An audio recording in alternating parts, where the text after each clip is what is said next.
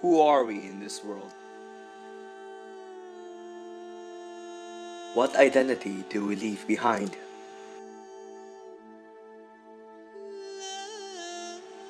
Identity crafts culture.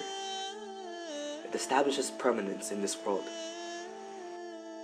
Language, culture, and religious beliefs are intangible identities.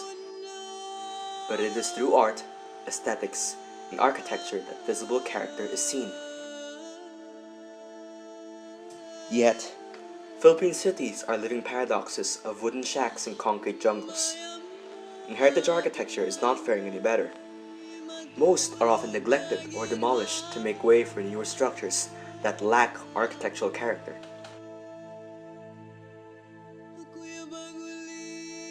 Spanish and American colonial times are often looked on as a wonderful example of beautiful Filipino architecture. The iconic crossing of Western and colloquial Filipino forms was not only grand and beautiful, it served to give the Filipino people an identity. Yet, as beautiful as it was back then, we cannot point to that era as a time when we had our truly unique identity. Colonial architecture, after all, is just a localized copy of Western architecture.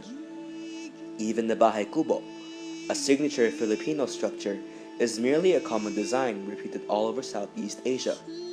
Filipinos simply adapted and made use of the structures for themselves. The Philippines has lost much of its tangible identity. Others claim that Filipinos never had any identity to begin with. Perhaps it's time to accept that the Filipino identity isn't as unique as we thought, and that's alright. We cannot disregard the influences other people had in our architecture. To do so would deny the Filipino hands that constructed it.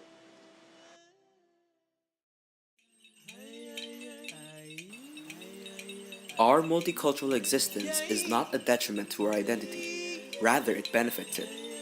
Great nations all share a rich multicultural background. The Philippines is no different. The resourcefulness, resilience, and optimism of the Filipino people have come to define the nation's identity and architecture. After all, architecture is inherently tied to the identity and development of a people and a nation.